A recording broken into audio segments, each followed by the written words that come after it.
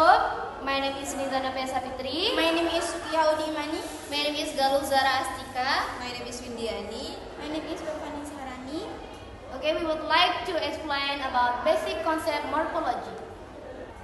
Okay, I want to explain about the definition of morphology. Morphology is a fundamental branch of linguistics that focuses on the internal structure of words and the systematic process through which words are formed and modified in language. The term morphology originates from the Greek word morphe means from and logos means study, which together refer to the study of word form and the structure. Okay, morphology is a fundamental branch of linguistics.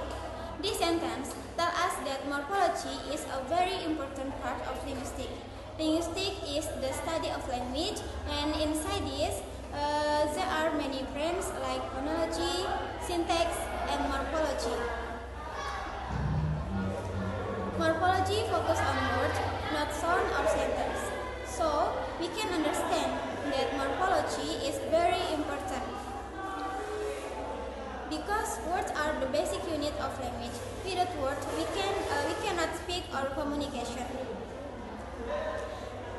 So that focus on the internal structure of word.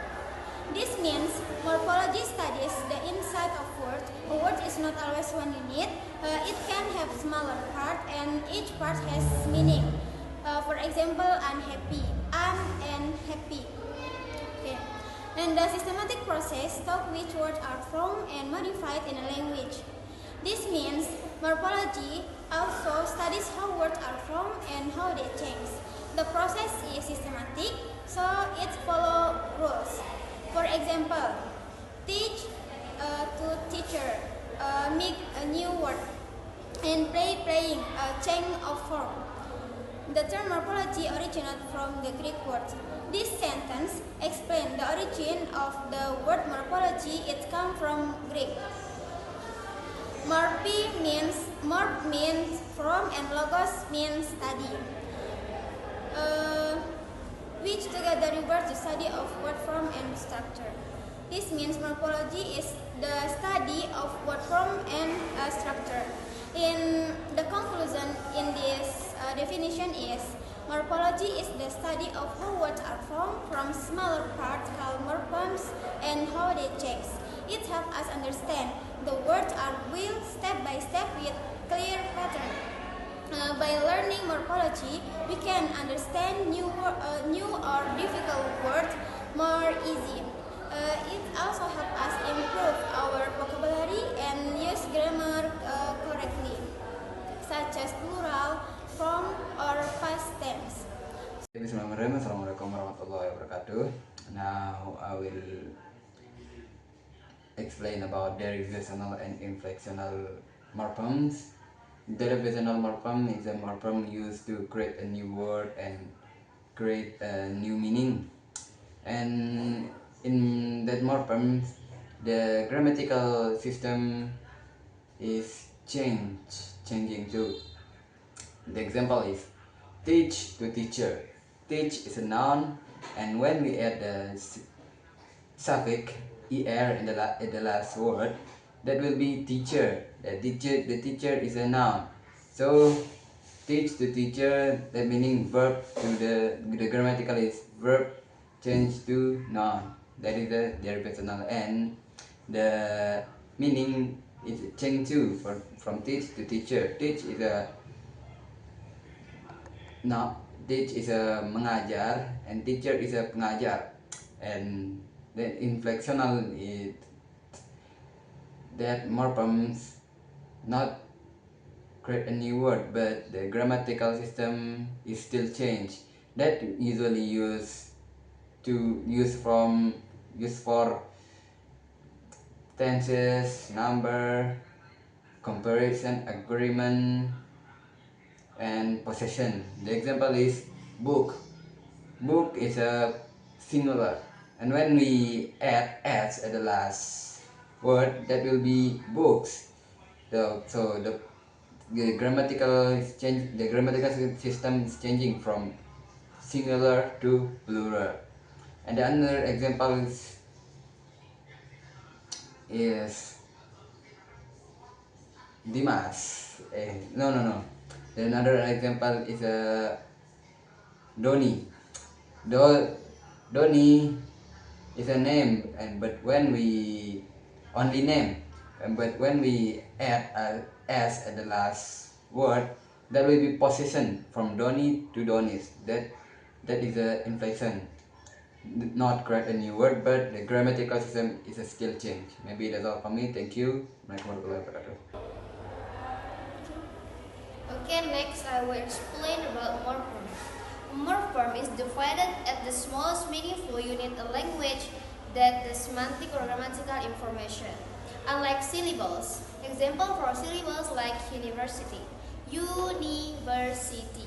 But morpheme don't like that because morpheme cannot be divided into smaller meaningful parts without altering or distorting their meaning. Example, unhappiness, and happiness. And this is a prefix. Morpheme cannot divide it, but morpheme can you add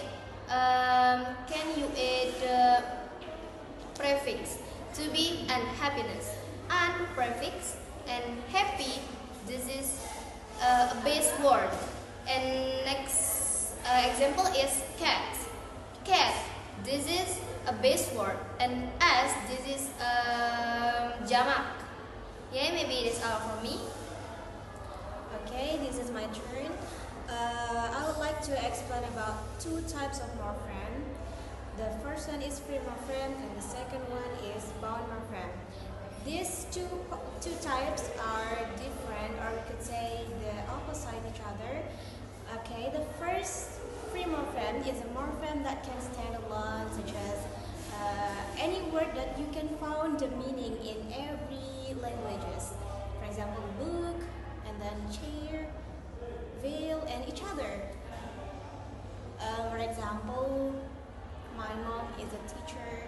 That is, each word of that sentence is a free morpheme.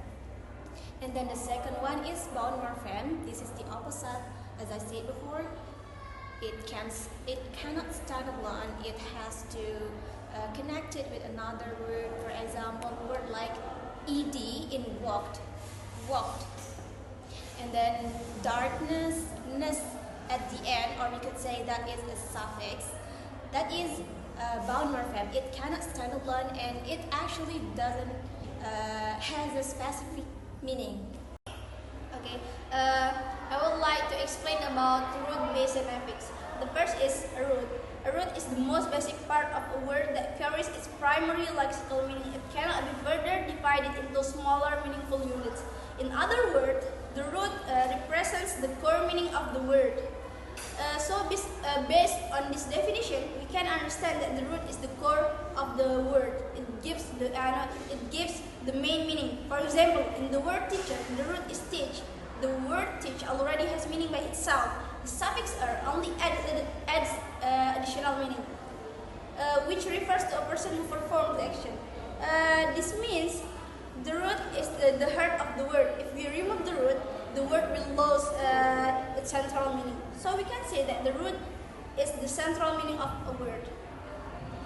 The second is base. A base is any form of a word to which an affix can be attached. It may consist of the root alone or the root combined with another affix. For example, in the word unhappy, base is happy because we attach prefix onto it. A base can be just a root or a root that already has another affix. So sometimes the root and the base are the same, but sometimes they are different. The important point is that the base is the part where affixes are added, and last is affix. An affix is a bound morpheme, which means it cannot stay alone. It must attach to a root or base. For example, in the word disagree, the word consists of dis and agree. Here, this is a prefix that change the meaning of the word. And And then affixes can change meaning, grammatical function, word class. So affixes are important because they help modify or create new meaning in word. Okay, maybe that's all from me. Okay, my turn. I would like to explain about word formation process. For the first one is affixes. It's the process of forming new words by adding affixes to a base or root word. Affixes can be suffix or prefix. Second is compounding. Compounding is process of combining two or more independent words to form a new word with a different meaning. Each word can stand alone, but when combined, they create a new concept. For the example, like black plus board, that blackboard, tooth plus brush, toothbrush. Third is conversion or zero derivation. Conversion is the process of changing a word's part of speech without changing its form. The spelling and pronunciation stay the same, but the function of the word change in sentence. For example, email become noun, to email become verb. For the next is clipping. Clipping is process shortening longer word while keeping the same meaning. The clip form is usually more informal and commonly used in everyday communication. For example, examination to exam, laboratory to lab. And the last is blending. Blending is the process of forming a new word by combining parts of two different words. The new word usually contains meaning from both original words. For example, breakfast plus lunch, brunch. Smoke plus fork, smoke. Okay, maybe that's all we can explain to you. And the last we say, wassalamualaikum.